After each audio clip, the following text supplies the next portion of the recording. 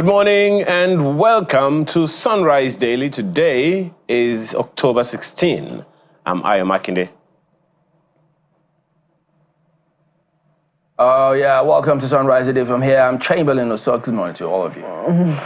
It's World Food Day. Yeah, I'm sure that I already ruled out the date. Yes, today is not just October 16, but it's also celebrated as World Food Day. Don't know what that is? Google will be your friend. Okay, well, maybe I can help too. Welcome, I'm Maupe Ogun Yusuf.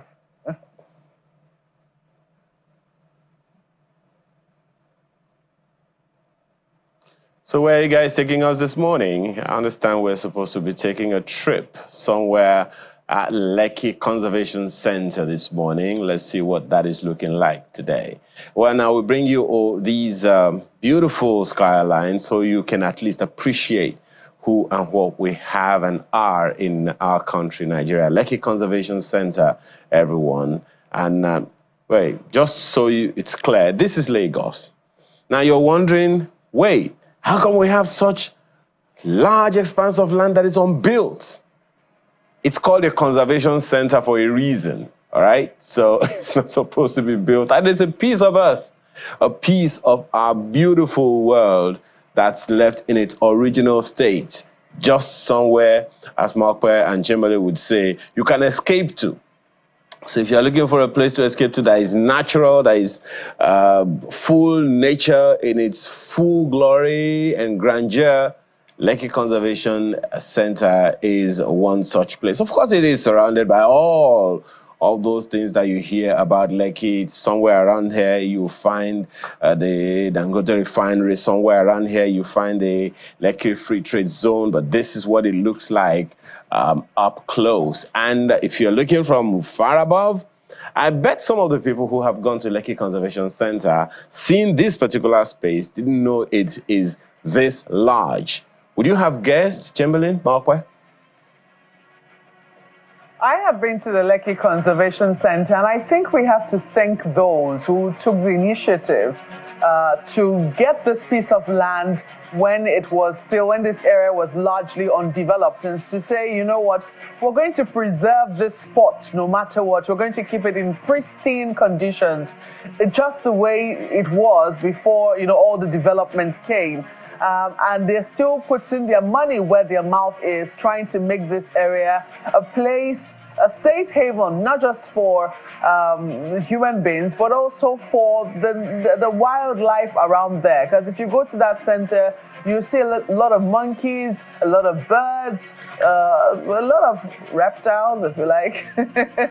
They're there, and they're still very much in their natural habitat. So many thanks to those who are putting their money where their mouth is. And I know that the company right opposite it, Chevron Nigeria, is one of the people that is making sure that we're still able to admire this particular piece of sports right there in Lagos. You can see all the developments around it, the estates encroaching almost. I think that the Lagos state government really needs to put its foot down to be sure that all the Omoniles don't start to pinch from the land, because just Lagosians, I won't put it past them. Anyways, it is beautiful to see, and if you have never been, it reminds you of, what's the name of that piece of land right in the middle of New York, where you just have, the land has just been left pristine, something to just help you breathe, to purify the air. And if there's anything that Lagos can do with more of, it is with more gardens, with more greenery, with more plants around it, so that, as the population explodes and, there is more CO2 let into the air, you have greenery like this, giving Lagosians a breath of life, something to renew the oxygen in their lungs. So this certainly, even as I'm just looking at it, is making me feel fresh, is making me feel happy once again, Chamberlain. Well, 78 hectares, 78 hectares. It's not a bad idea in a city like Lagos, Not many give this a chance. They thought, I'm not sure this is going to eventually may fizzle out, but they're still there. And There was a time they had a little challenge, they put it down, but still up and running. And you should try as much as you can. There's a little gate fee though, if you probably need to get there, I reckon. So, but it will be not a bad idea, especially those coming from outside Nigeria. Hey, you should when you have guests, try it. Yeah, well, once in a while. I remember visiting something like this in Ghana. They have a park like this called the Cancun National Park. Oh, okay. And they also happen to have what they call a walkway, a hanging walkway in the middle of it. And right now, I understand they also have this hanging walkway in Lekki Conservation Center as well. So I see a lot of selfies there. Yeah, lots of things to do if you do visit the Lekki Conservation Center. Is that where the tortoise that was 100 years old was? Anyway, I've seen the tortoise there, really old tortoise. And I don't know if it's still there in LCC. All right, so moving on. Coming up much later today. All that is happening in various states,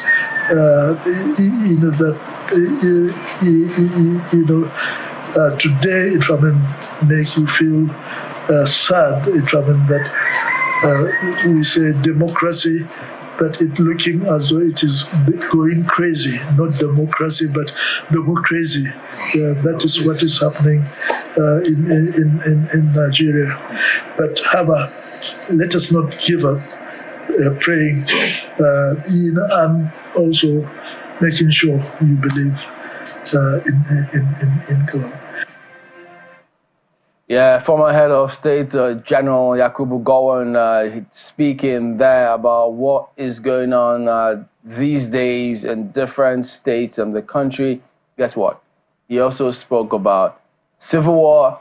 Remember that comment about money is not our problem? Don't worry.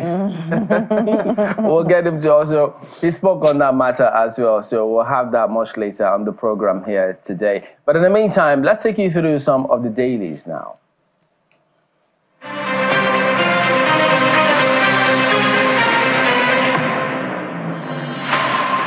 The People's Democratic Party, PDP, is prominent on the front pages of some of the papers this morning. Look at the front page of the New Telegraph newspaper. Party crisis, PDP governors, NWC, BOT, NAS caucus, broker peace, nullify suspensions, reaffirm Damagum as acting national chair, as NEC meeting seems uncertain.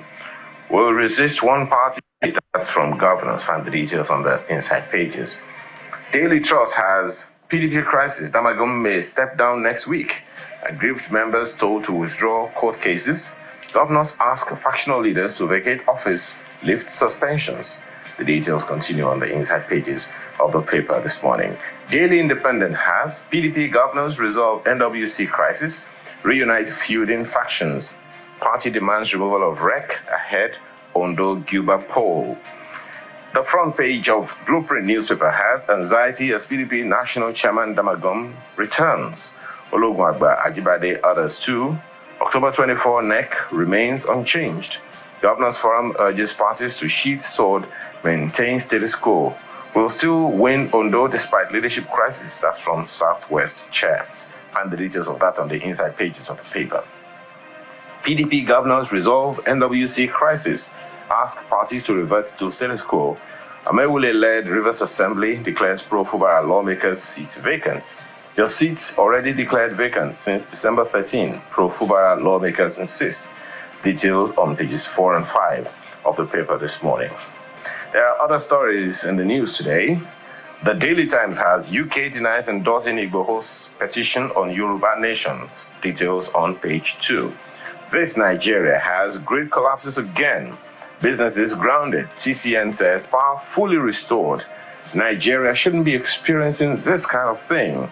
As from Obi, details on the inside pages of the paper.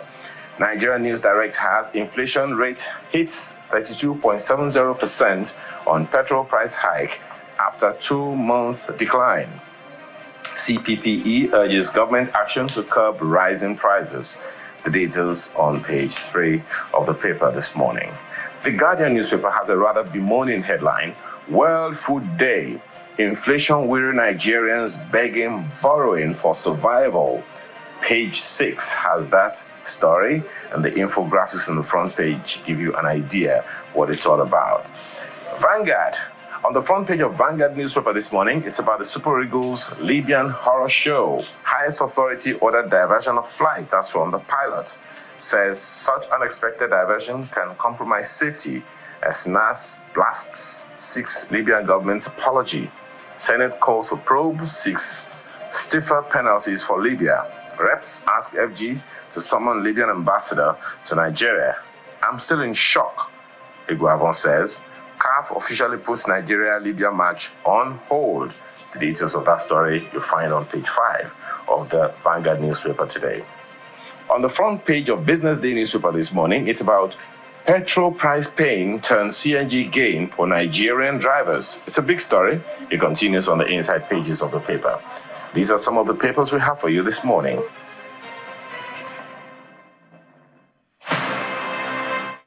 Well, quite a lot to ruminate upon when you look at the front pages this morning. But let's take a look at the front page of the Guardian newspapers. And yes, while you cannot escape the lead headline there, World Food Day, inflation-weary Nigerians begging, borrowing for survival. I mean, even if you wanted to, if you didn't know it was World Food Day, I bet you if you are a parent and you have children in primary school in Nigeria today, you will know it's World Food Day.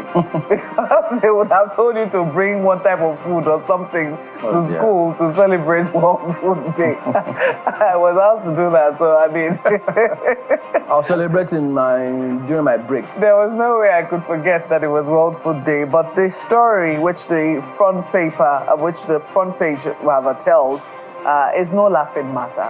Right now, I mean, you can see it right there. Inflation-weary Nigerians begging, borrowing for survival. I want to read a quote there. It says, by the conservative estimate of the national average, by the national average cost of a healthy diet of 1,255 naira per meal, as of August figures, a family of 4 would require 150,000 naira a month to have a meal daily. That's the least.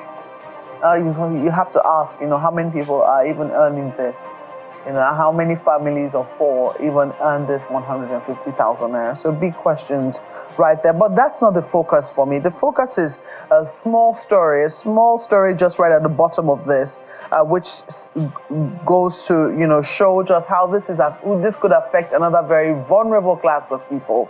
Abbas flays 10,000 naira monthly upkeep for pensioners. Abbas, if you're wondering, is the Speaker of the House of Representatives, and I'm sure he's wondering, as I am, how come it is that some people are getting 10,000 naira as pension. If there's any group of people, if there's any class of people that this inflation, the inflationary trends have affected the most, it is those who have to earn a pension. Sadly, oftentimes when inflation happens, it doesn't take into cognizance, it doesn't, the interest do not accrue to those who already are earning pensions. They seem to be the worst hit of those who are earning anything, because first, they're most times too old to work. They cannot go back out to work. They're past that age. And secondly, some of them do have medical issues which they are managing. So you can imagine if the price of food is up and the price of medication is up, what are they supposed to do with what it is that they're earning? And then you now hear that some people are earning 10,000 naira monthly pension. So if there's a way that we can look and review, because I don't want to believe that for the Speaker of the House of Representatives, it stopped just at anger and flaying it. I want to believe that he will also come up with a solution, something that is workable, a proposition that would positively affect the earnings of those, who have done their bit and should be in their years rested, our pensioners, our senior citizens. So while it is commendable that his own words and it have highlighted this particular situation, I want to believe that it will go beyond just flaying it. Chamberlain. Well, that would be very interesting to see how all of that does turn out. But I'm going to hang on a little bit for that World Food Day and let Ayo speak. Come through, Ayo. Well, actually, I'm actually in the same space this morning as Mark Boyer concerning the World Food Day. Well, my angle, my take on it is from the front page of Daily Independent. No, they are not talking about the World Food Day specifically, but right above the nameplate of Daily Independent is this disturbing news. Increases in petrol, food prices push inflation to 32.70% in September. That's in the month gone by. Food prices. We've always known that whenever there is inflation, food inflation is usually the highest on the list. And to imagine that this data is in a way affirmed on the front page of the Guardian newspaper should be a little disturbing. Now, we also see on the front page of the Guardian newspaper that there's hardly any state in Nigeria that does not have food production capacity, food crops or cash crops production capacity.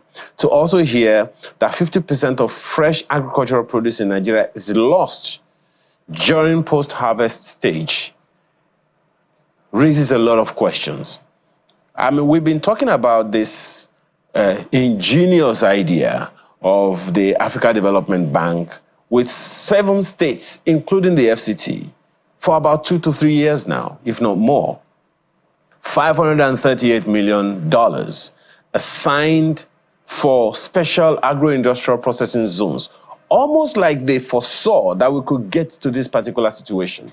Malcolm and Chamberlain, you'd remember that sometime around March of 2020, we were warned ahead that because people would stay home for a long time, there was going to be high level of food inflation, food scarcity actually.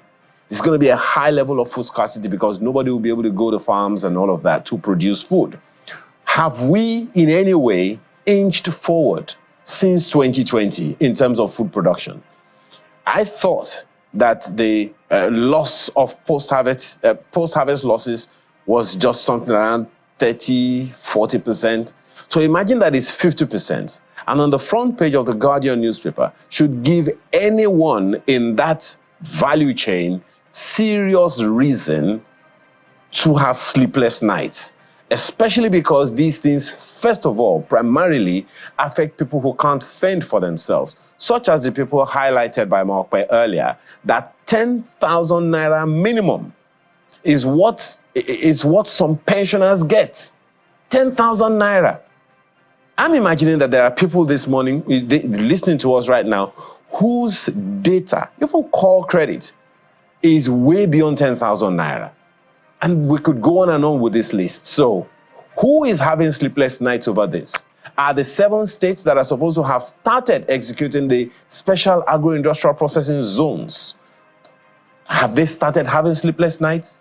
Is anyone resting on their oars, or someone is actually doing something that we can record that indeed something is being done to ramp up food production in our country? We know that importation is a problem for many, many reasons. How about we produce what we can eat at home? Is it rocket science, Chamberlain? Well, part of what we're going to be exploring today, in addition to that, is a little bit of what you see on the front page of Leadership. World Bank projects 10.5% revenue growth for Nigeria. Now, the first part of this story actually did say that between policies of currency float and guess what? Fuel subsidy removal, the World Bank says, has resulted in higher revenue generation. Now, is that in context or what?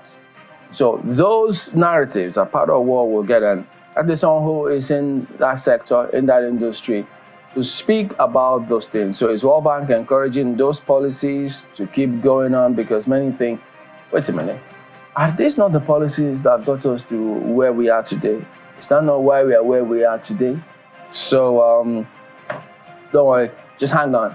We'll have them break it all down for us in terms of what should we be doing to ensure food security is guaranteed in the country. All of that and more when we return.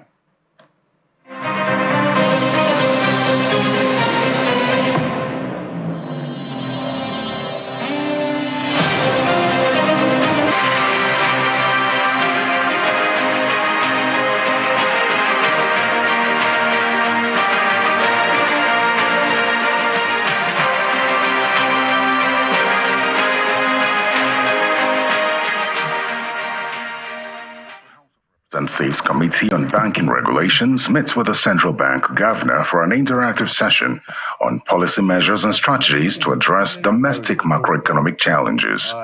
For a country that relies on imports, this exchange rate crisis is not just an inconvenience, it is devastating. Nigerians are yet to see any real improvement in their day-to-day lives. Again, I feel we are all responsible. Unemployment, which increased by 5.3% in the first quarter of 2024, continues to climb as businesses are forced to cut jobs, largely due to harsh monetary environment and an unstable exchange regime. The governor of the CBN speaks on plans to address the spiraling inflation in the country.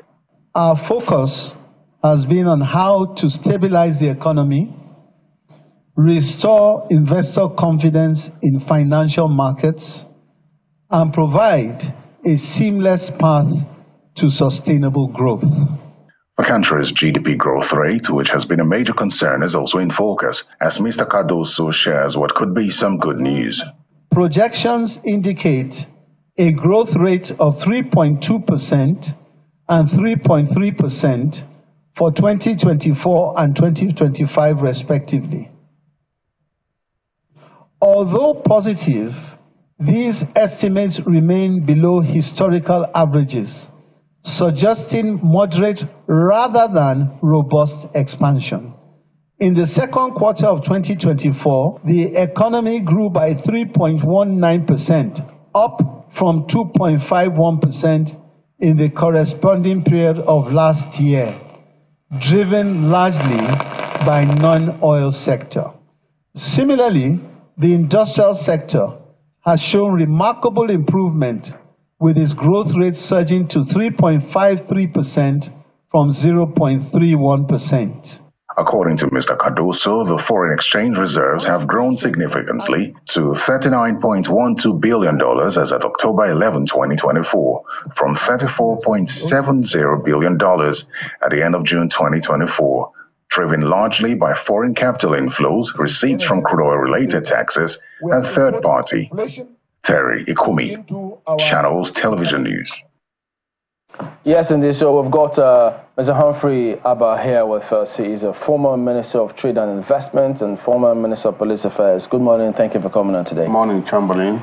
Well, good morning, Walker. Much as we've heard the narrative from the CBN and the finance persons, though we also did hear from the Vice President earlier this week, speaking about how they seem to have arrested the decline. The Minister of Budget and Planning equally on the same page with them in terms of what they're doing. So for you, all of these policies, I know I haven't been there, you might understand how government views all of these things as against what perhaps presidents may say, because they expect to have the bigger picture of all of those policies and how it's affecting things. So could you tell us, how do you relate with the narratives that they put out? Thank you very much for having me in the first place. I will straight on say that these are more theoretical than practical. You are promoting, they are really not figures that I consider to be lateral. They are domiciled more in the finance sectors. And these finance sectors have no relationship with the real sectors that you could classify as the areas of growth. What are these real sectors? Agriculture, industry. They have said that industry is growing. I don't see the industries that are growing. You and I are here. Marginally, but not as expected. I don't see the industries that are growing, because when there is growth, the effect will be felt by the populace. But what we have today is hardship remarks. What do you think is the missing link? Missing link is that we have imported policies from outside our needed areas. Imported? Yeah, I think so. What do you mean? We seem to be implementing policies that are just thrown at us. How? If you read the papers from time to time, you hear the World Bank reeling out needs for intervention, need for this, need for that. All these so-called deregulation that we are going through. No nation does those things because it comes at a cost. It comes at a very serious cost to the citizens. And that's why we are having spiral inflation. What? I saw in The Guardian this morning, Guardian or Independent, that you put forward in your prologues. Inflation at 32-point-something%. Who survives that? And you say there is growth? Growth should match it if there is growth. In terms of this policy, so that you can nil out the figures. Yeah. In terms of these policies that you refer to, while you were in government, you can't tell us the same thing didn't happen, implementing those policies. No, we didn't have such. We had a very stable system that people could project.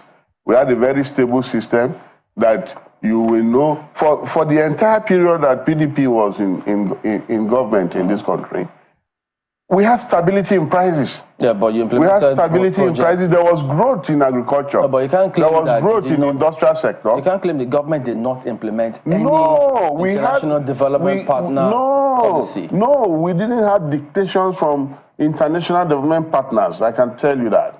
We didn't have those dictations. And that was why you had a robust economy. You had industries that were functioning well. Today, industries are closing up. Are you not aware that industries are leaving this country? Are you not aware of the divestment going on? Yeah, but industries have been closing up for a while, and even before those policies came into being. Yeah, the ones that do daily needs are also going out. And that is where the challenge is. If you now have to begin to import your toothpaste, you now have to begin to import your bath soap, you now have to begin to import very, very sadly, palm oil, then you have a problem. Because these are daily needs that goes to the ordinary man on the street. The person in my village. There were questions, though, as to why we will import palm oil when we are a country. I mean, when you just travel over the Niger Delta, for instance, you see, palm just growing by itself sometimes, maybe as a result of dispersion of seeds. We're a country so blessed in that regard. So there will be questions as to why we should be importing something that grows willy-nilly on our soil. Yes, because this goes to what I said before. When they reel out these figures to us, it does not relate to the real sector. Now, when you say that, there is a robust growth in our financial sector, I think if you go and search it, if you go and scrutinize it, it will be the same people who are reinvesting. It will be the same people who are trying to keep a tab, to keep a hold, to keep ownership of what they already have, right? No. So, but how do you now relate that? The question is, how does that now grow the real sector, the agricultural sector? In fact, my point is that our agricultural sector should take the quantum leap in growth before you can talk about growth in the economy, because that one goes to affect every home. Yeah, but hasn't that always been the issue? The question of diversification of our economy. I mean, most times when we talk about it, we're always talking about agriculture, even just to grow the agri sector. It has been a challenge over the years.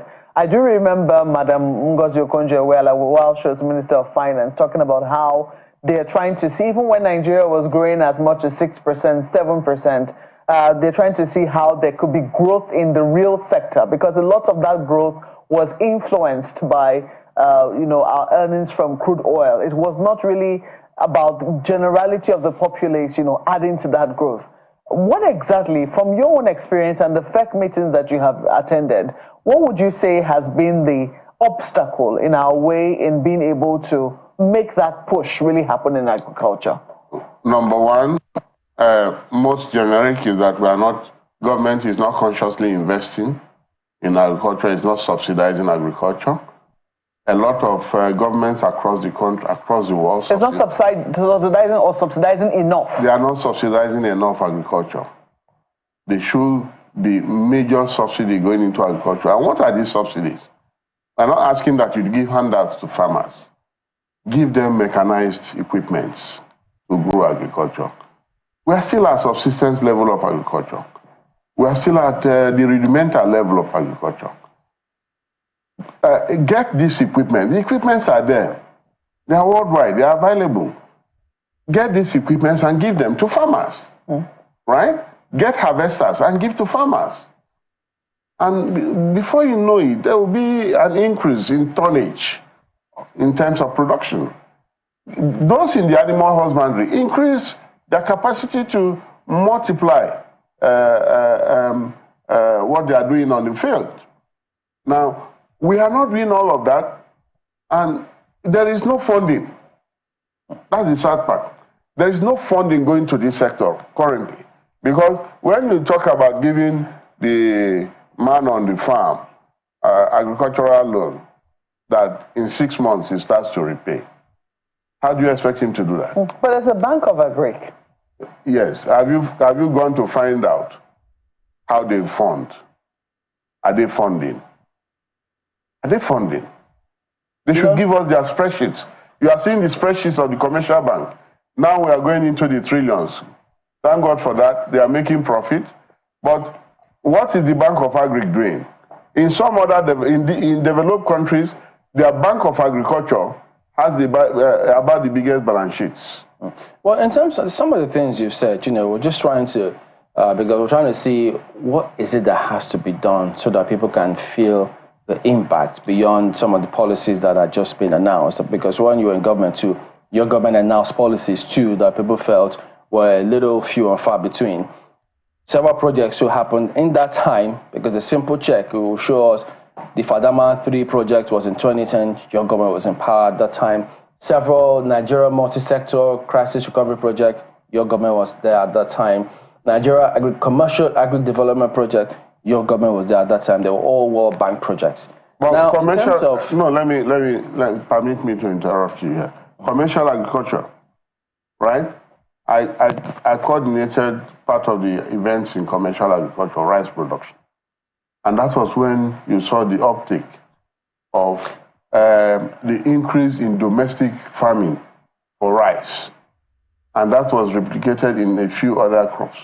And that is why you now find out that you have a lot of Nigerian growers and millers. The point I'm making is that, not that this didn't happen, even though we double check. What we're saying is that governments in this country implement World Bank projects and other international agency projects. So when you make it look as if that didn't happen at that time, get me right, Chamberlain. Yes. Implementing World Bank propositions should not be a copy and paste. Okay, so now you change from implementing at all to copy and paste. Yeah, what is happening is copy and paste. Okay. So you can borrow idea from anywhere. You can borrow idea from anywhere, but tinker with it and domesticate it. So what I'm trying to also drive at what they are doing now is copy and paste. Okay, that's killing all of us. What we're trying to point out is different governments coming and tell Nigerians that, oh, we are trying to do the best. For instance, this government now, I think it was not long after the president got elected, he said they declared an emergency in the agric sector. And then they announced certain policies. We've seen 1 or 2 states purchase agric equipment for their states, saying this is their way of subsidizing. But at the end of the day, people always say, look, it's not affecting the scheme of things in terms of availability and prices. So it's trying to understand what should we be doing differently. Because when governments announce these things, are they really thinking about the people? Do they have the right template to implement these projects? Well, Chamberlain, what you see that is going on is, let me call it a television advertorial. Because it really does not trickle down. Because if it trickles down, you will also begin to see the positive effect coming back. These things are not cast in stones. We have the land, right? But do we have the equipment to cultivate the land on a large scale? No, we don't. And the states you are talking about, that, they have bought these equipments and they are giving the equipment to farmers. Can the farmers go to farm? You have great insecurity in most of the places, and farmers can no longer go to farm. So what do we... Is it not government's responsibility? Governments at both, because we have both, those two leading parties are in government in different states. Government what are they doing differently? No. Security is the principal responsibility of federal government. Security is the principal, because as you read your constitution, security is the principal responsibility of the federal government. You were Minister of State for Police Affairs. No, I was Minister of Police Affairs. Okay, you were, sorry, Minister of Police Affairs. Where did that state come from? Minister of Police Affairs. You were the one. Minister of State is a recent creation. You were the one in charge at the time. Yes. So, would you, for instance, because now the states are saying, look, we're not in control of security, just as you have said. Would you have supported state police so that they can be in control and provide security for agriculture? Sadly, I will not support state police. Oh, okay. I will not support state police for obvious reasons. Because of our extreme behavioral patterns. Because of the way our mannerisms, we use government institutions wrongly. If we have a state police today, you will have untoward crisis in the 36 states of the Federation that you will not be able to handle. Yet, we know that the only way for us to be able to effectively police our citizens and make sure that everyone feels safe is to make sure that each layer of government at least has some form of security that it can command. Yes. What is wrong with enabling the Nigerian police, with equipping the Nigerian police, with increasing manpower for the Nigerian police? Because you are still looking at the same people. You are only looking at nomenclature now. Is this state? Is it local government? Is it federal? Why don't you warehouse this thing in one place? And let us have a binding rule that everybody will obey. But the challenge we have in our system... That's what we've always done. The challenge we have in our system is that people do not obey rules. If we all obey rules, one police is sufficient for us for now. Let us increase capacity for the Nigerian police. One centralized police. We have a president, we have governors, we have local government chairmen, however it is they come into office, even though we don't agree. But we think that we should have executive power at different layers. But when it comes to the police, we should have one central authority. Yeah, we should have, I think we should have one central authority for now. You know, because it is to prevent abuse.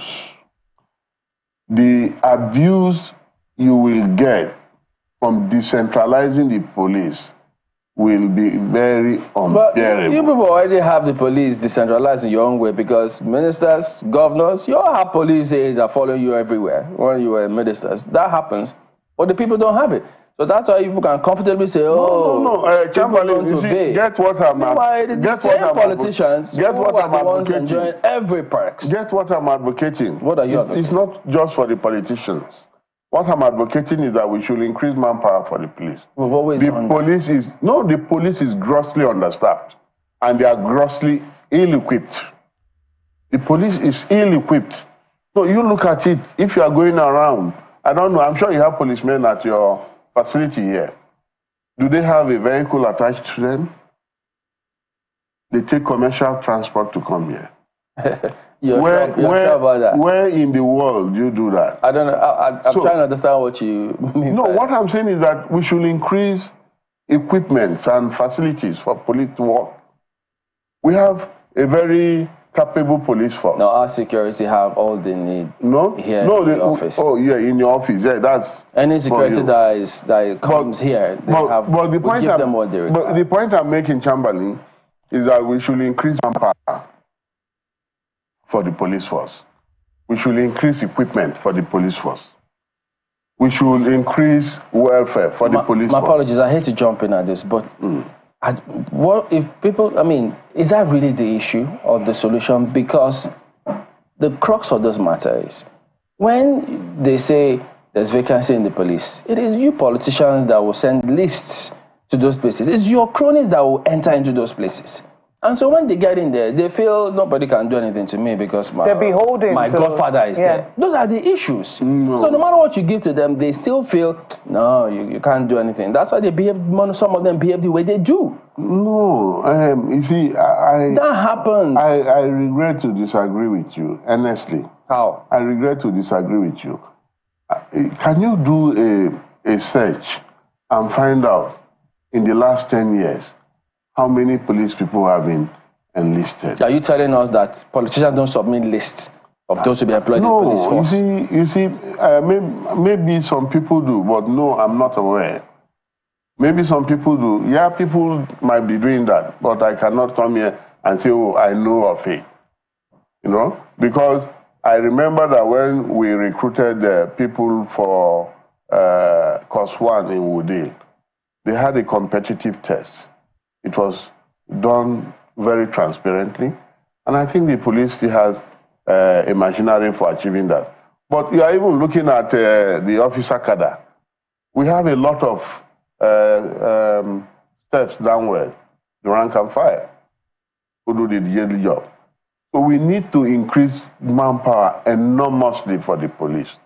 The police is grossly understaffed. So they cannot meet up. The local governments, the wards, the states. So we need to increase capacity for the police, increase equipment for the police, you know, so that they can secure the farmlands, so that they can secure our areas for farmers to be able to go to farm.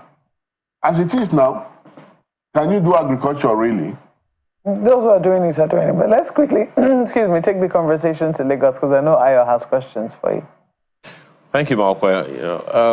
So one of the things that registers in my heart about the argument you're making, particularly about whether or not to have state police, is the fact that already the states play a significant role in keeping policemen assigned to their states. They buy the vehicles, they provide some measure of welfare just to help them to be able to do a little more.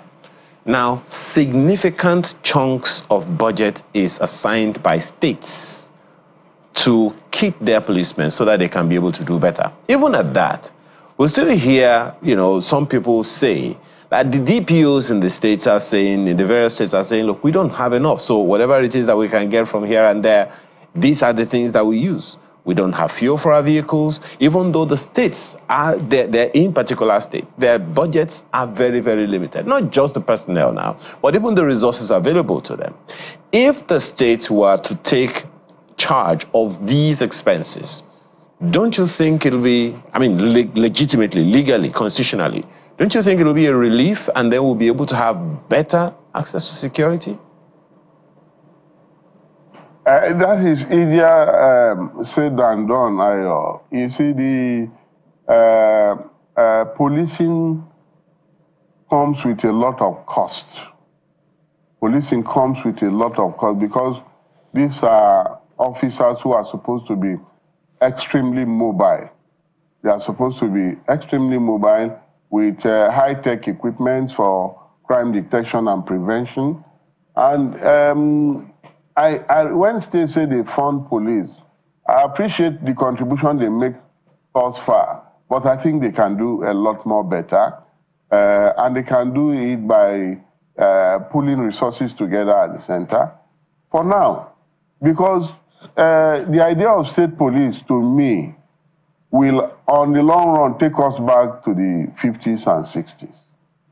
And we are aware of the challenges that this country had gone through in the days of regional police. We do not want to go back to it.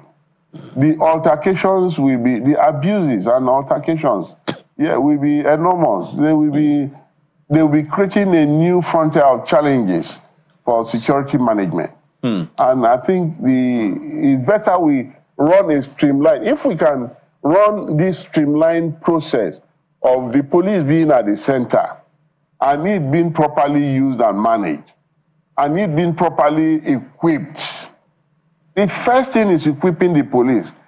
Look, what the states are giving, I appreciate their contribution, modest contribution, but it's a far cry. Completely. It's a far cry.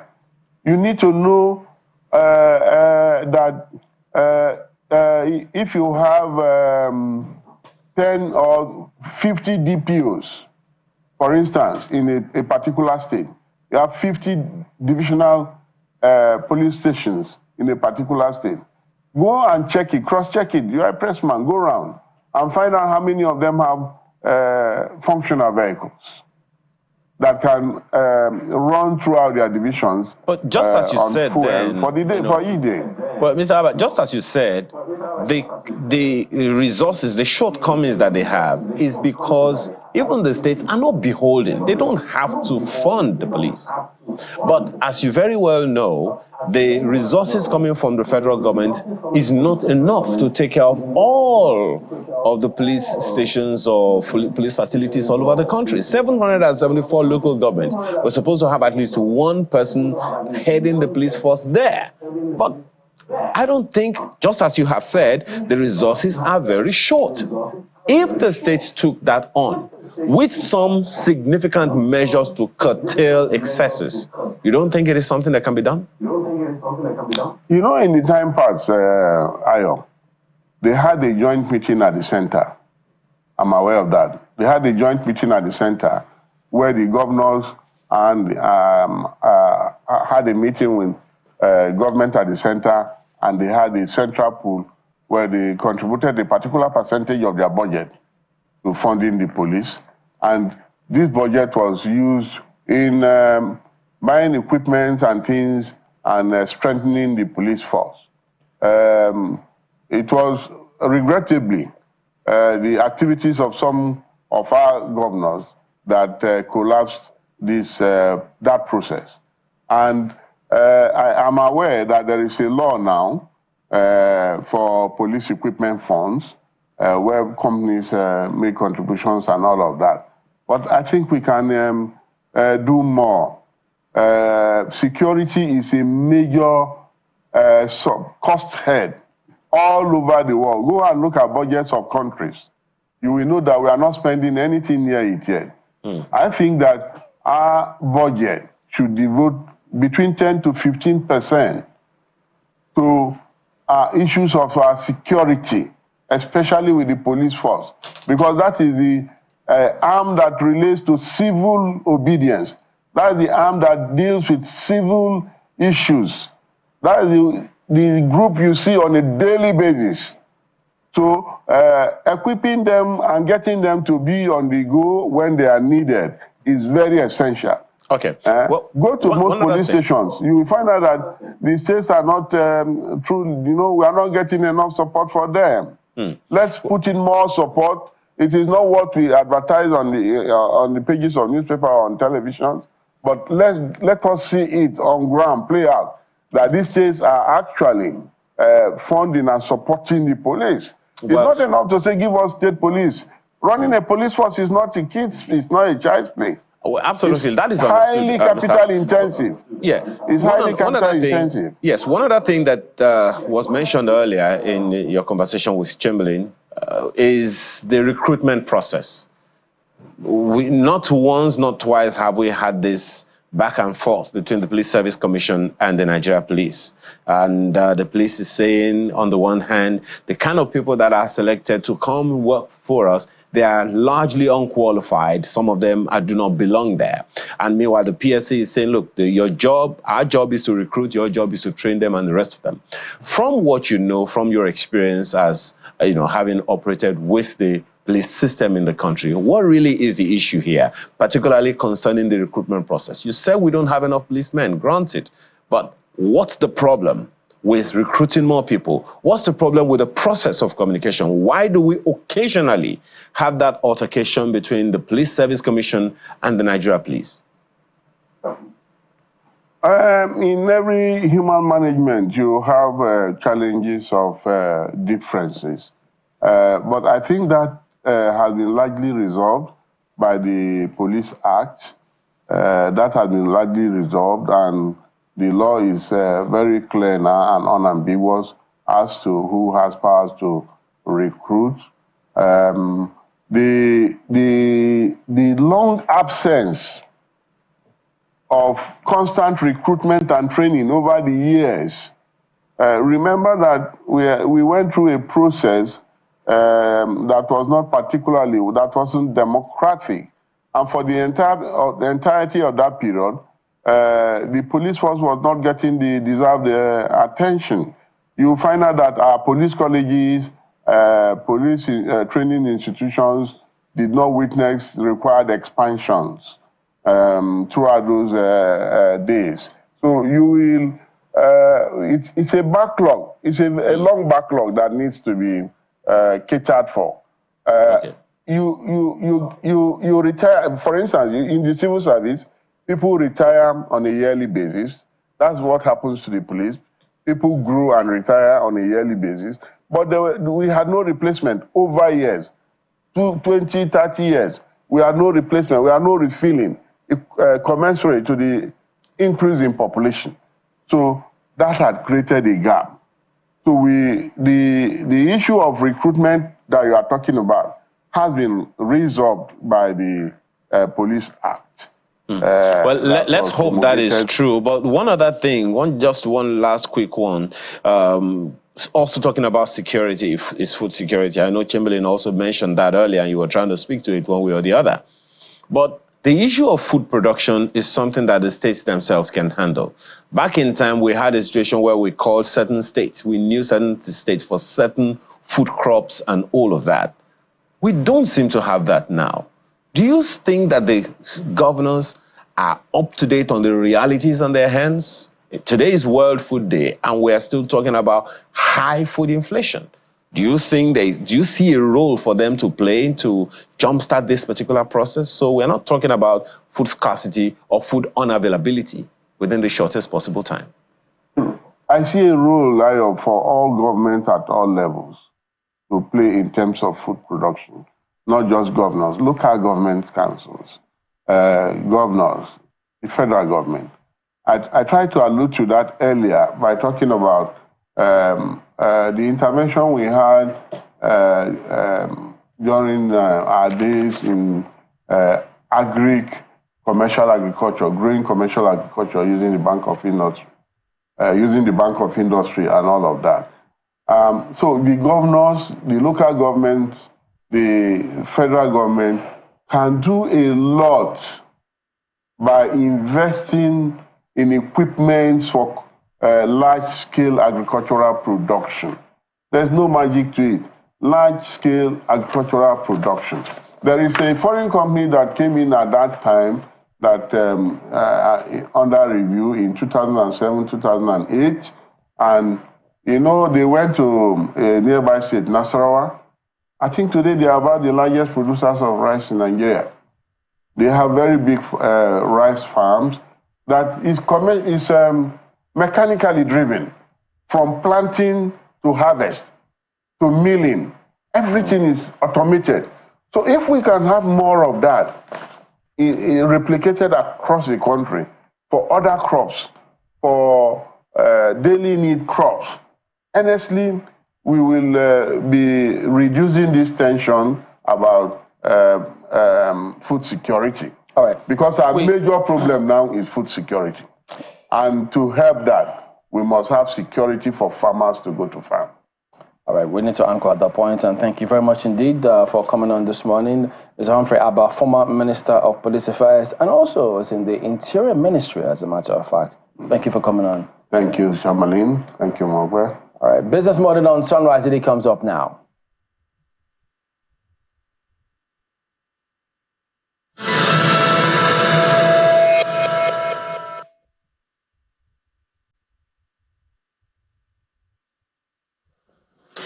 Thank you so much, Chamberlain. Good morning, everyone. Welcome to Business Morning on Sunrise Daily, and we do business for just about 30 minutes before we head back to the Sunrise Daily studio. We start usually from the global space. That's where we're starting this morning. Oil prices edge higher in early trade on Wednesday on uncertainty over what may happen next in the Middle East conflict after demand concerns knocked the market to its lowest since early October in the previous session.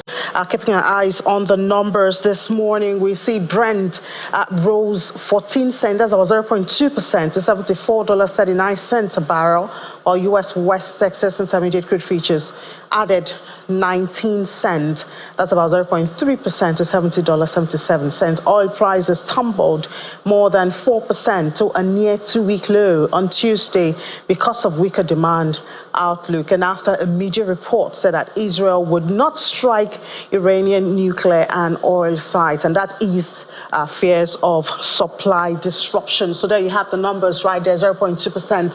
$74.39 a barrel for Brent. WTI also green, 0.3% at $70.77. And just continuously about $4 difference for those two commodities, and we know that uncertainty is also feeding on that. But the market is also looking at some data. That'll be U.S. crude inventories for data that's expected later on today. That will give a little bit of direction to investors in the oil space.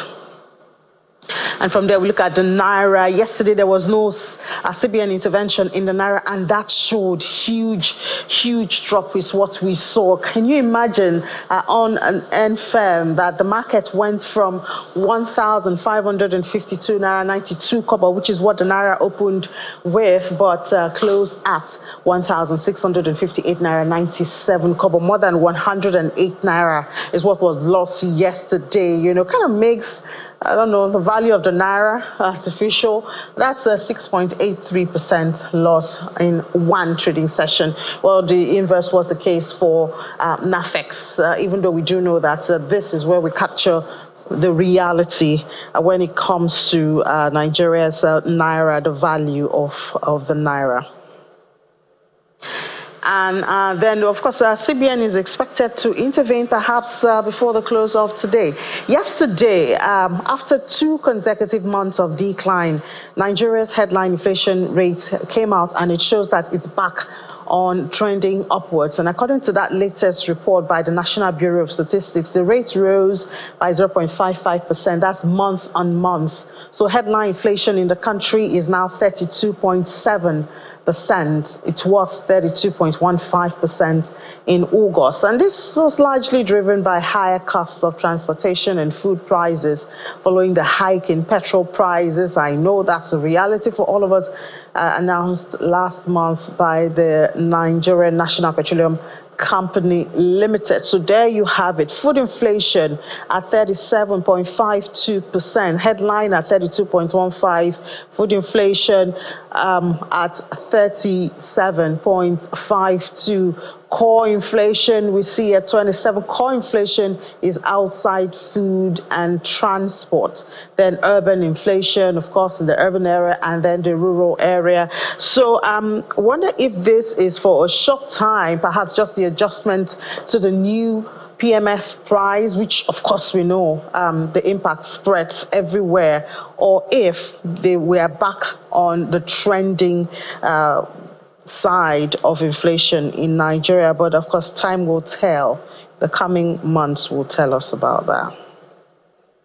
Unexpectedly, there's been reaction to the inflation numbers. The Center for Promotion of Private Enterprise, the CPP, has reacted to that rebound in the country's inflation rate. In a statement released by its CEO, Dr. Muda Yusuf, the CPP explains that inflationary pressure has remained unsolved because key drivers have not been effectively subdued, while noting the numerous issues on the supply side issues as a factor for higher inflation.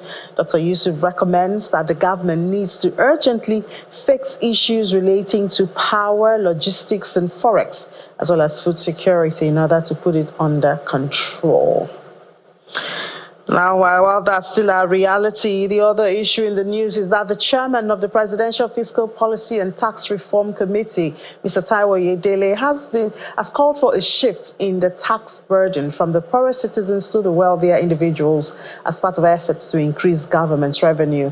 Mr. Oyedele made this call at the Revenue Assurance Summit with the Internal Revenue Services of all states of the Federation and the Federal Capital Territory, and it was organized by the Nigerian Financial Intelligence Unit in Abuja. The Nigerian Financial Intelligence Unit, NFRU, convened its inaugural National Revenue Assurance Summit, bringing together key stakeholders to discuss improving domestic revenue mobilization, explore innovative ways to boost revenue generation, and address the challenges faced by state government. Prominent attendees include the chairman of the Presidential Committee on Fiscal Policy and Tax Reforms, Mr. Taiwo Oyedele, representatives of the Independent and Corrupt Practices Commission and the Economic and Financial Crimes Commission, EFCC, and executive chairs of internal revenue services from all states and the Federal Capital Territory. The Chief Executive Officer of the Nigerian Financial Intelligence Unit, Mrs. Hafsat Bakari, in her opening remarks called for innovative strategies to boost the economy, diversify revenue, and tackle tax evasion. While our work on tax crimes initially focused on supporting the Federal Inland Revenue Service, we took a step further to explore partnerships with subnational counterparts. This expansion was predicated on the recognition that the vast majority of tax evasion happens at the state level. We have also developed, using our in-house technical resources, a secure platform for requesting and receiving intelligence from the NFRU, the Crimes Record Information Management System. The chairman of the Presidential Fiscal Policy and Tax Reform Committee, Mr. Taiwo Oyedele, gave the keynote address, highlighting the need to create a more equitable and sustainable tax system, benefiting both citizens and the country at large. The number we have also gives us the optimism and the hope that we can ramp up our revenue significantly, even from tax, by protecting the vulnerable people. So those who have been paying have been mostly the poorest people. That's why the revenue is small. So protect those people, give them exemptions, and then allow the people who have ability to pay to start paying. And that's where the money will come from. And it's in our enlightened self-interest for the elites and the upper middle class to pay taxes, because that way, when they pay taxes, they will not have to incur implicit taxes of running their own local government in their own houses, which is more expensive.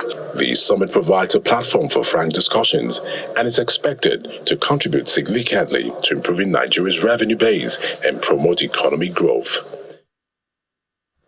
And as countries move to reduce carbon emissions to achieve less than 2% global warming, stakeholders in Africa's renewable energy sector are calling for higher investment in renewable energy infrastructure. According to the Director General of the International Renewable Energy Agency, the time to ramp up investment is now, as debt and inflation risks persist. Made this comment at the ongoing Accelerated Partnership for Renewables in Africa Investment Forum, which is still ongoing in Nairobi. See that when the Ukrainian crisis started with the invasion by Russia, renewables have accelerated that part. Because tension makes evidence that a decentralized energy system is more resilient to risk. So countries to become more resilient are going faster to a decentralized energy system, where there are more suppliers, the market is more functioning, less dependency.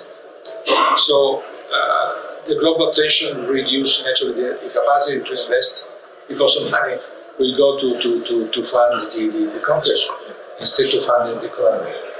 But in relative terms, renewables will be the least impactful for this. And that interview was conducted by Laddie Williams, who is still in Nairobi, Kenya. We expect him soon, perhaps next week. Now, let's get to one issue at hand. Yesterday, the managing director of TETFUND was a guest on Politics Today to discuss what they have achieved so far with the students' loan, which has gotten a lot of Nigerians excited. But of course, there's also been some complaints coming from there. And he did share some numbers. The fact that about 370,000 students have registered, and less than that, about 200 less than that, have been onboarded, applied for the loans and all of that, and about 10 billion has been disbursed as loans. Well, we're going to talk about that and a whole lot more now with the chairman of TETFUND National Research Fair Committee, Engineer Umar Binde, joins us from Abuja studio. Engineer, doctor, you are all of it. Good morning and thank you for joining us on the show. Very good morning. Thank you so much. Great. So this conversation about students' fund, loans, and all of that, we know that the NELFUND MD was on our sister program, Politics Today, last night and gave us the status and all of that. And also, of course, TETFUND is a part of this. I learned about 30% of your proceeds are supposed to go into that student loan. Could you help us understand this funding and the relationship between TETFUND and NELFUND? Well, thank you very much. You know, TETFUND literally now is a household name. For the last 10 to 20 years, it's been intervening in tertiary institutions, supporting that particular sector to have fantastic infrastructure that can be able to push the tertiary institutions to perform very well. They are also into establishing laboratories and workshops and equipping them, again, to make sure that teaching is well done, research is well done, and so on and so forth. They're also supporting staff development and training. But most importantly, TETFUND over the last possibly 10, 12, 15 years has voted a reasonable amount of money and directly supports researchers in tertiary institutions, public tertiary institutions, universities, polytechnics, colleges of education, and research institutes. And these researchers will do fantastic research. They use it for their promotions from one level to the higher levels. They go to conferences, they publish papers, and they're doing very well. Absolutely very well. In fact, in the whole continent, Nigeria now is recording the highest rate of promotion of young people to the professorial level on the basis of performance aligned to the interventions and support of TETFUND. However, that large crop of PhD holders, even full professors, fantastic researchers, beautiful research facilities, TETFUND realized that it's not really reflecting its impact on the common man. You know, while we have all that capacities and capabilities, poverty is still rising high. Unemployment is also there. And so TETFUND said, look, the outputs of this research and development is technologies, methodologies, things that are expected to change the landscape of our economy. Is not moving there. So this committee has been set by TETFUND, courtesy of very full support of the Honorable Minister, the Permanent Secretary in the Ministry, and most especially the Executive Secretary and his team, to ensure that we now filter all these research outputs from these universities, whether public or private, polytechnics, colleges of education, and research institutions, filter them and find out the ones that are matured for people to take and do something with it, for things that can upgrade the performance of existing industry so that they can employ more people, they can produce better, more quality and cheaper, you know, so that we can be able to also literally affect the implementation of the renewed hope of Mr. President, you know, in terms of revamping the economy, generating employment, creation of wealth, and so on and so forth. So literally, what we're expected to do is to filter these technologies, screen them, and then display them at the Eagle Square for this year. And we're in the process of doing that. The show will start on the 17th of November. It will be there for 5 days, and we're expecting a lot of Nigerians to show interest. Young people who are unemployed should come and see opportunities to get something to engage themselves. Funders, the banks, the Development Bank, the Bank of Agriculture, Bank of Industry, Central Bank should come and see the possibilities of real funding at every level to support the government and employ people and create wealth.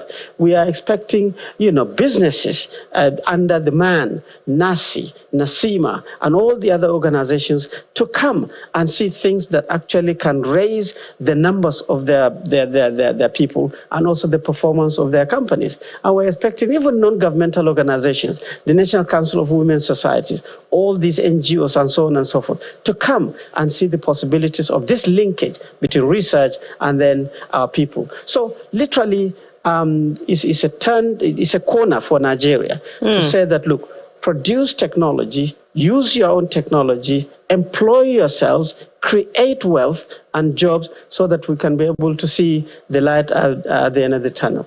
Yeah, Dr. Bindi, I have to tell you, even personally, this sounds exciting because when we go to the academy in Nigeria, we see a lot of research, results, knowledge. They seem to die as ideas. So having this connection of knowledge from the academy to reality is obviously an exciting one. But people would like to know the process that would earn their trust that indeed the listing, the contacting, those who would be there, who have been chosen, because obviously if you're having the event on November 17, you have started the process before now. Who are those who've been involved? What has been the process to ensure that only the best come out at the end of the day? Well, if I catch you very well, the sound is a bit cracky, but, everything of this nature is you have to nurture it with very strong commitment, encourage people to participate so that you put people to complement each other, to support each other, and we have to believe in our country and the leadership to make sure you do that. So what the committee, this is committee of 12 professorial level, very high people. Many of them were vice chancellors before. They know the environment.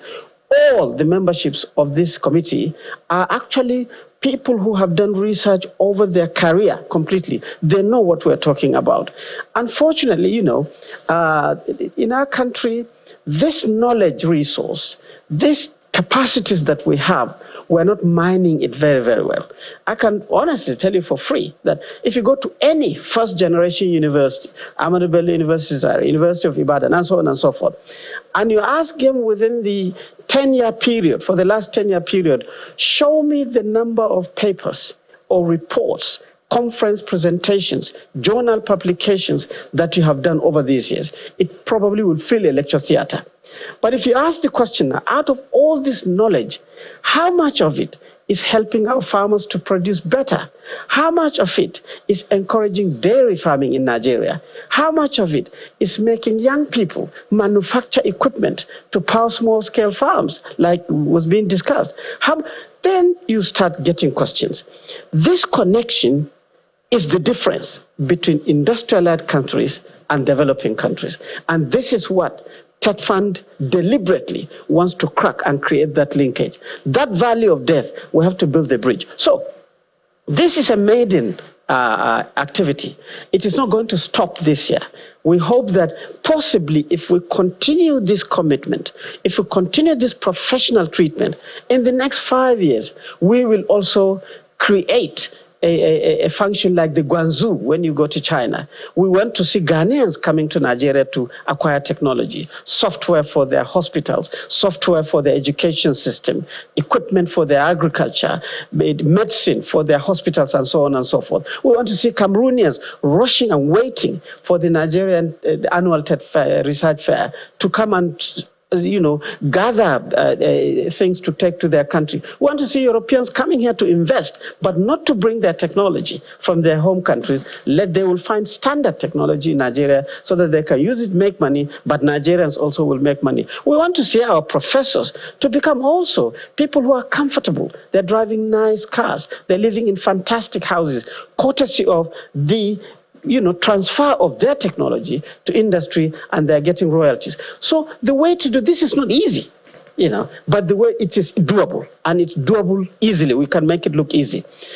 We've contacted all these people, and we have now so far I'm happy to report that we've gotten over 2,000 entries, even within the very short period of time of advert. And we're now screening them, and we're seeing impressive technologies that can actually come and change lives.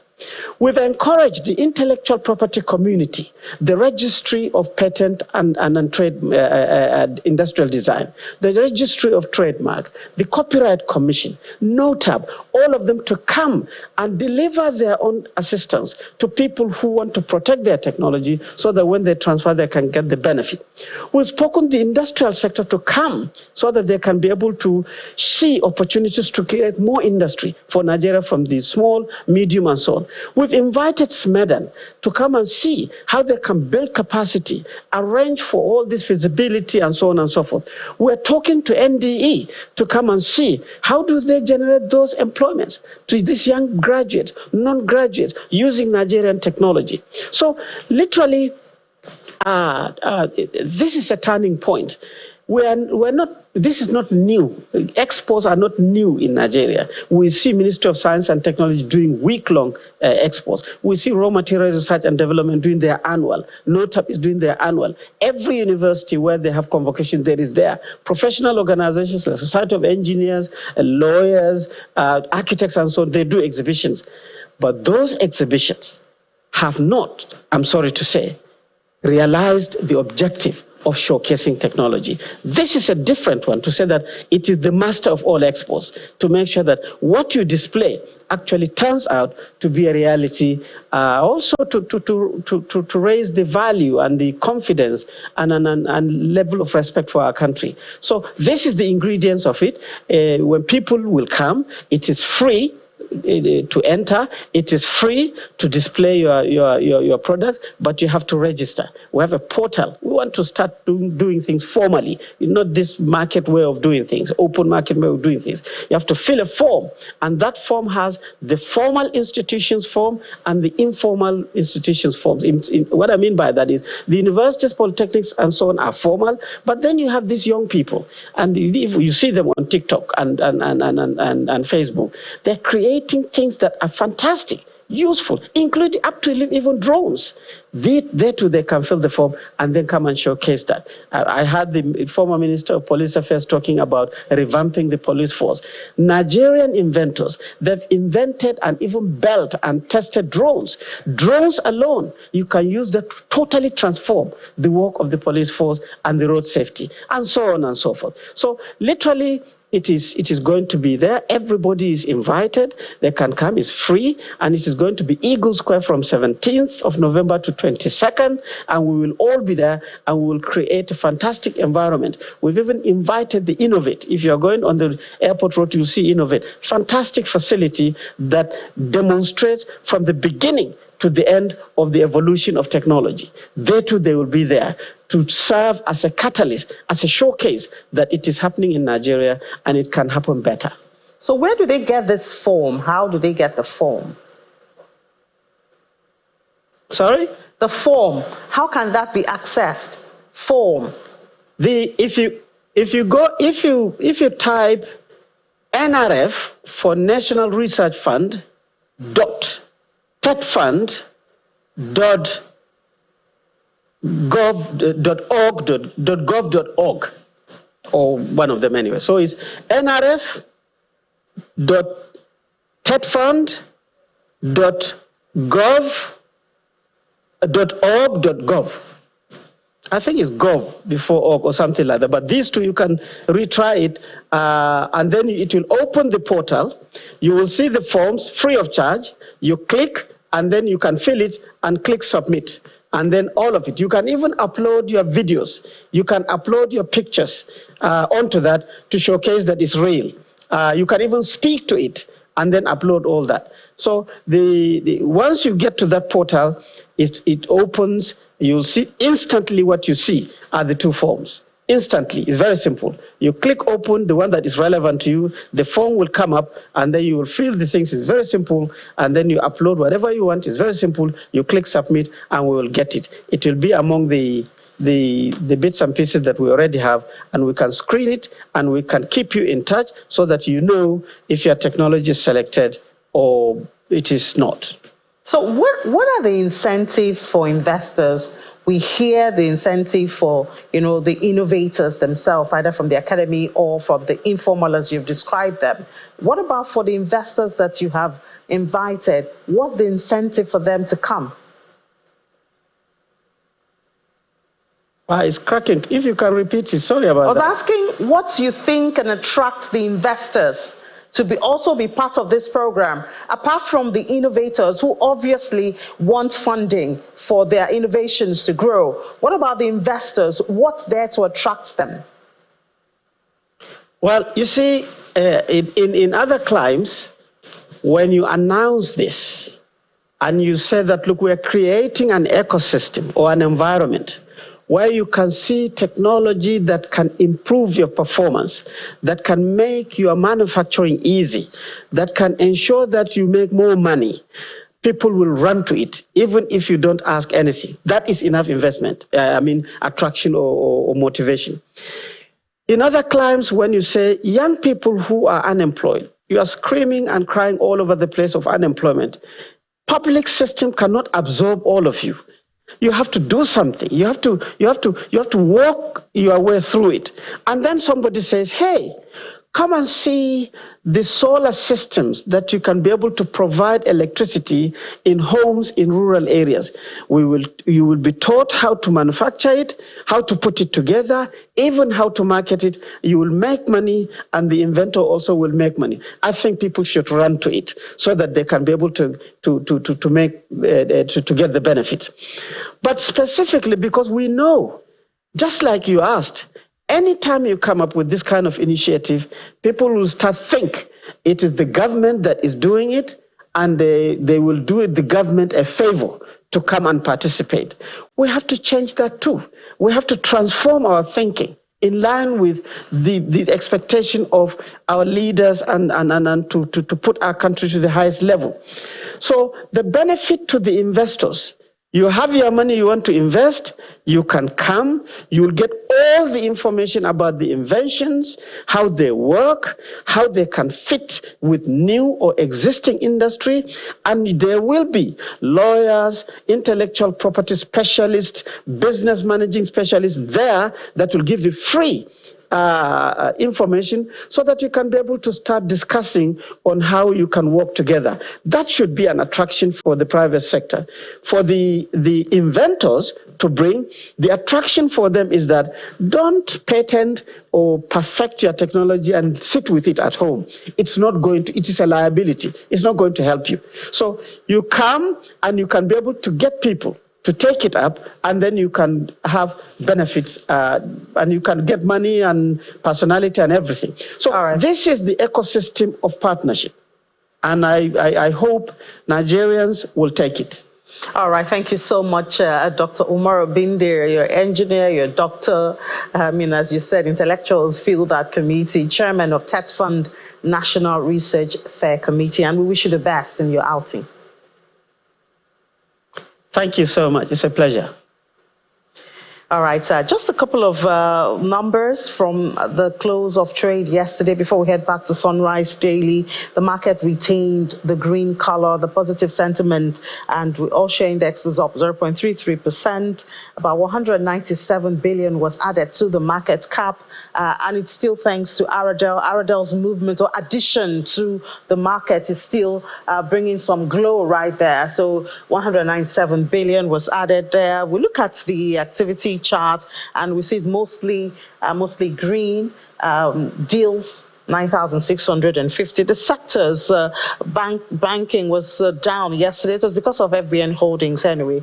And then Dangote Sugar is back on the gaining trend. It drove one of the stocks that drove the market, the counter to 0.07, while as expected, because of Aradel, the oil and gas was positive 0.13%. So just join me 1 p.m. later on today, Business Incorporated. I'll give you intraday numbers. Another conversation waiting for you at that time. It will be 55 minutes of doing business on Business Incorporated. Let's head back to the Sunrise Daily studio.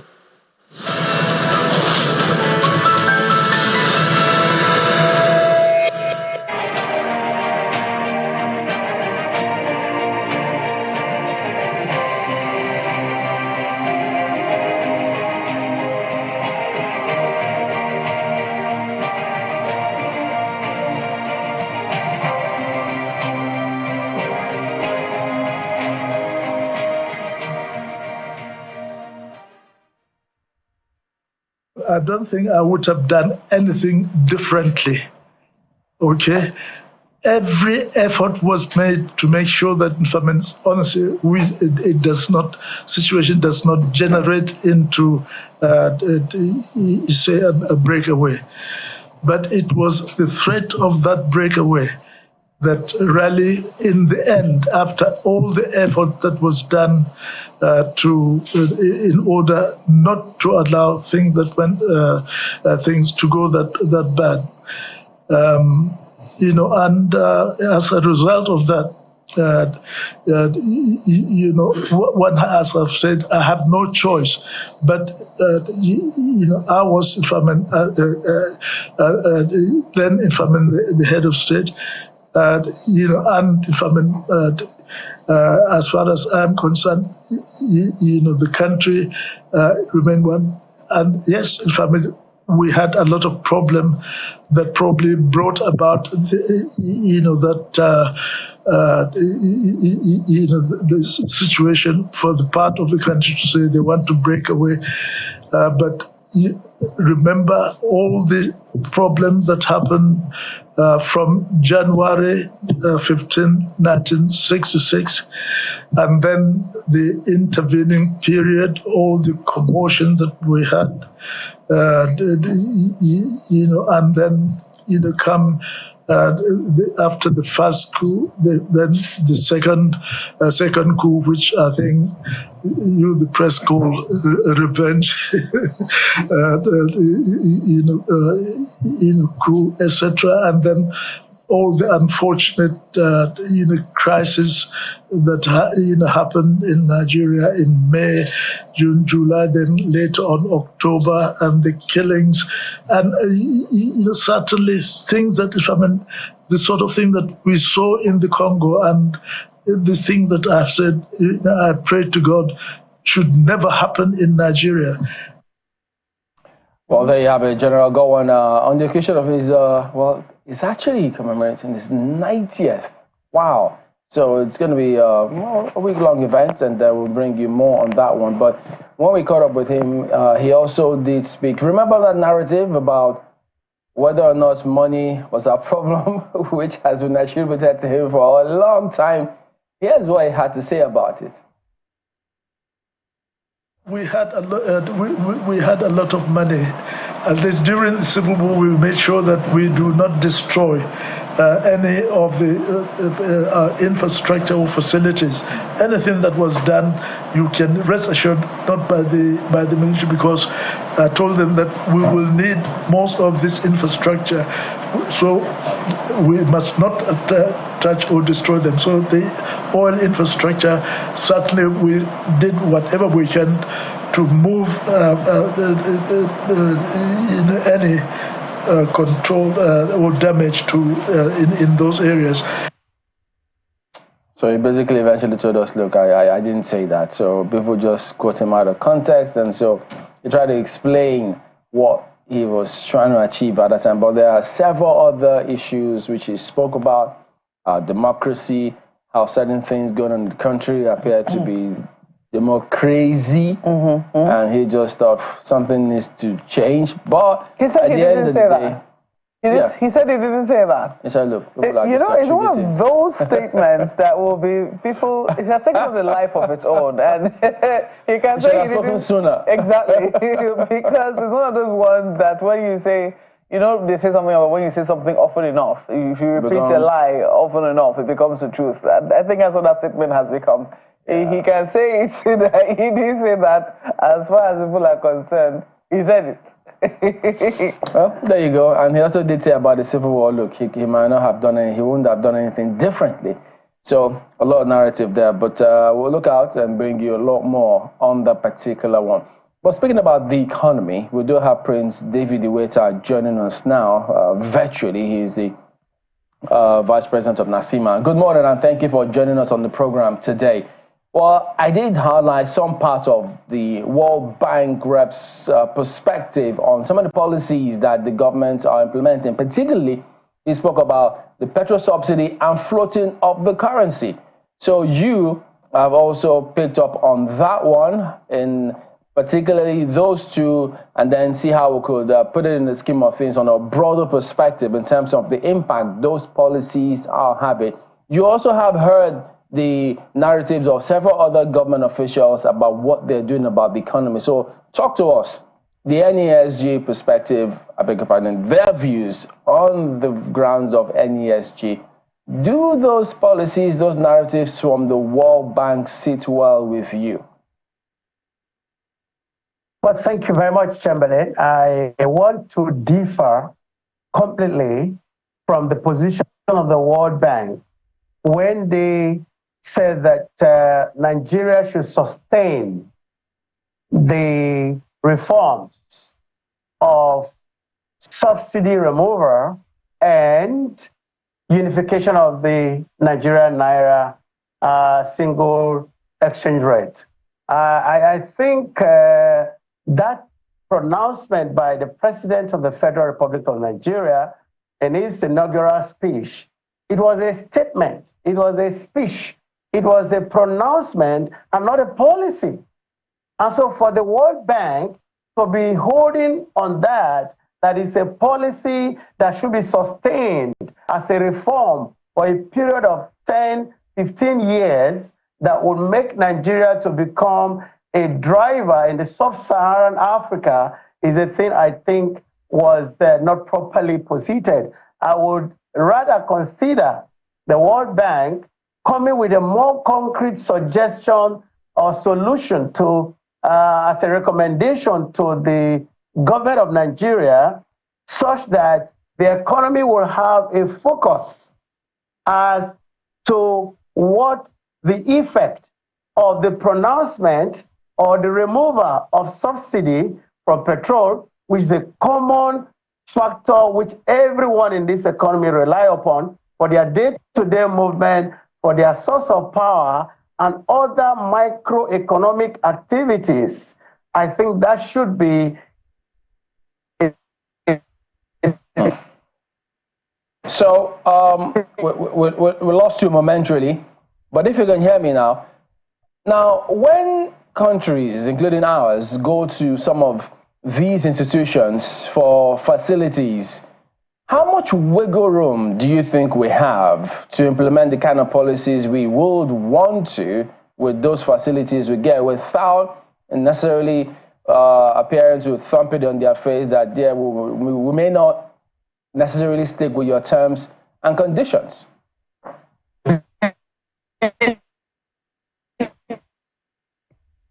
Okay, we can't hear you at the moment, so we'll see if we can get that connection back, because these were some of the issues we tried to raise with the previous guest here earlier in the early sequence, where he used those words, copy and paste of some of those policies. He thought that we were being dictated to, again, his own direct words. And so that's the way it comes across to them. So he haven't been in those positions. So if he's of that perspective, then you might think that they might not be too far off from perhaps, who knows, if that's what happens really. But again, I guess we'll get to hear him speak about some of these things in terms of those terms and conditions. You know, Chamberlain, for a number of people, when you think, I think he's back now, but when you think about, you know, what it is that we've implemented in the country, the subsidy regime that we have implemented in the country, they have not been bad in themselves. I think a challenge for us has been trying to implement these subsidy regimes without the corruption, which a lot of people have taken advantage of, and which has done us in. Because when you look at how much we're spending, for instance, the fact that we're not able to tell how much petrol is consumed in this country, the fact that Nigeria has been acting as big brother to not just itself, but other neighboring African countries, the fact that some people have been profiteering from something that should be exclusively the preserve of Nigerians, but because of the agreed, maybe the temptation is really great indeed.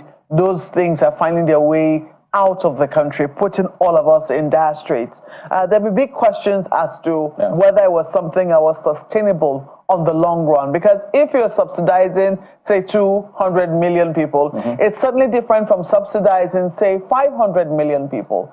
And the fact that we're unable to do that, to be able to put a figure to it, has been what has caused big problems for us. I don't know if it's something that Mr. Iweta will agree with. Yes, I will agree with you to a large extent. Nigeria is the big brother to neighboring African countries. And if we are talking about the World Bank, which is a member of the United Nations, these are institutions that have policies that covers countries within neighboring corridors. So I would think that if we deliberately make countries like Cameroon, Gabon, Republic of Benin, Ghana, that are in boundaries with us, poor, there is going to be the situation or the policy of osmosis, where people in the poor area will move to the area of wealth. And the goods that you consume in the area where there is abundance will go to where there is lack.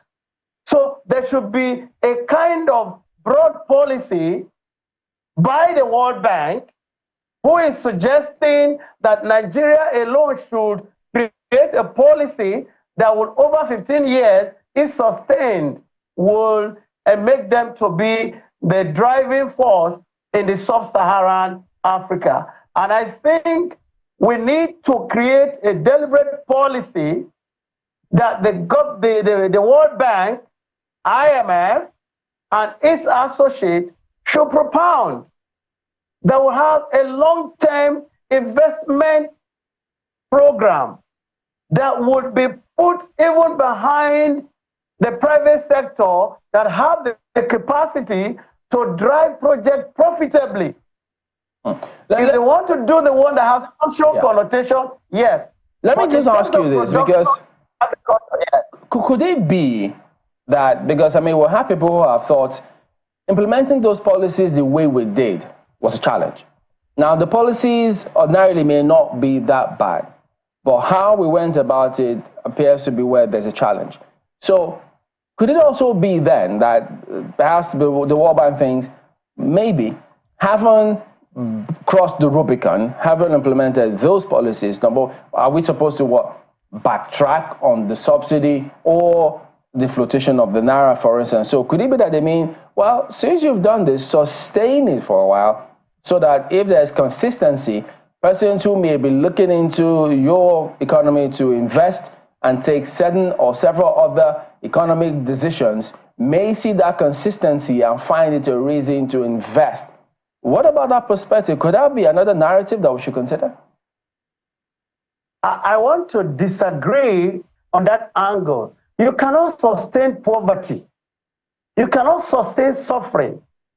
And if you want to introduce suffering and you put a strategic exit plan that when you introduce this program that will affect the immediate transformation from comfort to a discomfort zone, you would put in a plan that because you are suffering this in the interim, there's going to be a gradual improvement from worse to better. And in this level, there isn't any recommendation, and the subsidy remover it's not a policy. Okay, so with respect to those two, subsidy removal and floating the Naira, what would you recommend we do? Do we rescind those decisions? Good.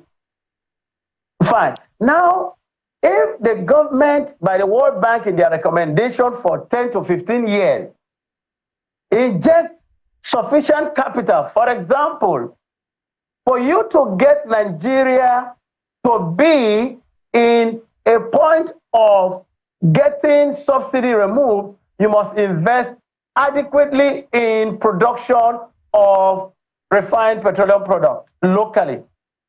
And with a new trend, the natural gas is a raw material, it's a feedstock to producing refined petroleum products as PMS, diesel, aviation fuel. And the same gas this day would produce electricity alongside with refined petroleum products. So if they would say, for example, we want to create power and produce that's a refined product, they should look at an area, for example, with $2 billion US, you can produce 60,000 barrels of refined petroleum products. A long time, generate 500 megawatts of electricity. And if you put that in 6 locations, in 6 regions of our geopolitical zones, that will give you about $12 billion. And that will give you about 3,000 megawatts. And that will give you about 360,000 barrels of refined petroleum product. That gives you a total $12 billion. If they come and say, this is what we have that could be developed and used to sustain and reduce or migrate from the effect of subsidy removal, and also provide electricity as little as 3,000 megawatts, there is a positive approach. Then, on the aspect of flotation of the Naira, which is plummeting every day in terms of its value, is what is giving the song of subsidy removal. Because if the Naira exchange rate to the dollar today come to say 100 Naira to the dollar, the effect of what government will claim as subsidy will be almost infinitesimal. Therefore, effort should create, there is agriculture value chain process, solid mineral value chain to the fullest, oil and gas value chain to the fullest. And when you do that, you are creating local economy and creating employment and also creating industrial goods for export. Incidentally, I think that is part of the narrative Ayo was trying to raise earlier too, the economy of the local government and then the agri sectors. So I think he might as well just chip in more questions for you, Ayo. Chamberlain. So, Mr. Iweta, what then would you say is the major inhibition to catalyzing agriculture in our country? Ayo is muted. Can you hear me now? It's muted from it. Can you hear me, Mr. Iweta? Yeah, I can hear you now, Ayo. Good. What then would you say is the major issue against catalyzing agricultural production in our country? Excellent. Now, today, sustenance agriculture, that's peasant farming agriculture, is no longer capable of solving our food crisis challenge. Therefore, there is a need for a deliberate commercial agriculture which require enough patient capital injection. The question, Mr. Iweta, the question is what is the major inhibition? And the reason I'm asking that question, if you can hear me, Mr. Iweta, the reason I'm asking is we've made that effort over the years to go into industrialized farming, mechanized farming, and the rest of it, from the Operation Feed the Nation program of the Obasanjo government in 1979, before 1979, until the Babangida days with Diffree and the Green Revolution of the Shagari government, and even the second coming of Obasanjo's effort to bring back agriculture. We were big on agriculture. We lost it at some point, and we've been struggling to bring it back. So what is the problem?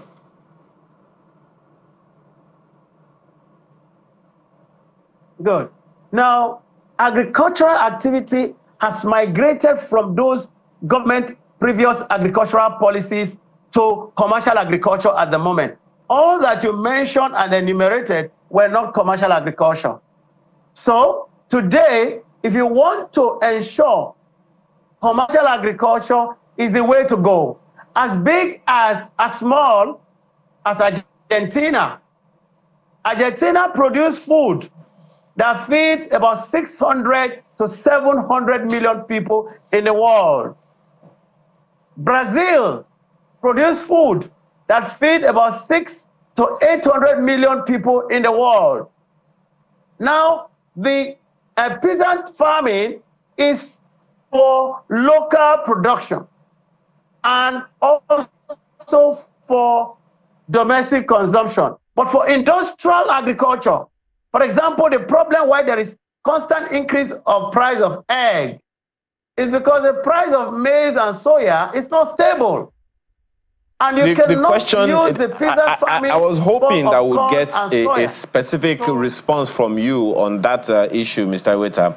But just a quick one before I bring that question back. We understand that the Abuja Business and Investment Summit is about taking off right now at the Shehu Musa Yar'Adua Center in Abuja right away. So for some of us on DSTV, you may be transiting to that program, but please stay with us here if you are still here with us. Back to you, Mr. Weta. The challenge here is not whether or not the capacity is there.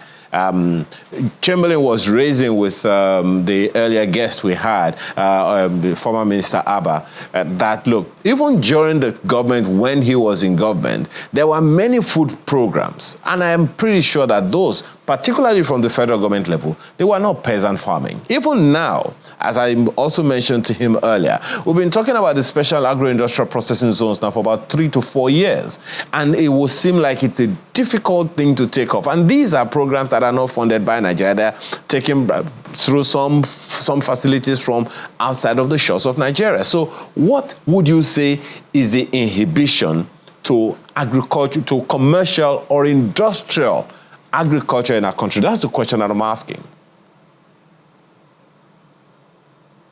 Good. Now, today, there isn't deliberate access funding from the big finance institution globally.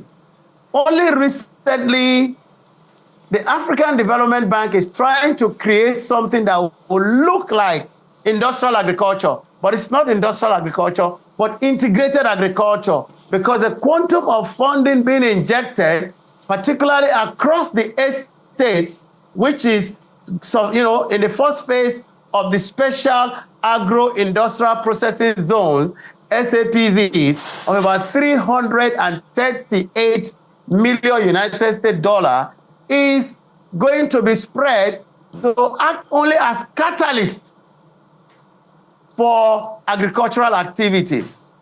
And that is, in all sincerity, will not give you what you expect in achieving industrial agriculture. But if you look at a few companies in Nigeria that are doing a bit of industrial or commercial agriculture, is companies like Presco and Okomu, who are involved in oil palm. Mr. Weta, the question I'm not sure that I'm still getting the, you know, maybe I'm not, you know, communicating well enough. By the way, the figure that you're looking at is $538 million put together by the AFDB in partnership with IFAD and ISDB. But the question that I'm asking, what is the inhibition? Okay, now, so you say that what the SAPZ is about, even though it's called Special Agro-Industrial Processing Zones, is not industrialization or industrial agriculture. What would you term to be industrial agriculture in its true sense?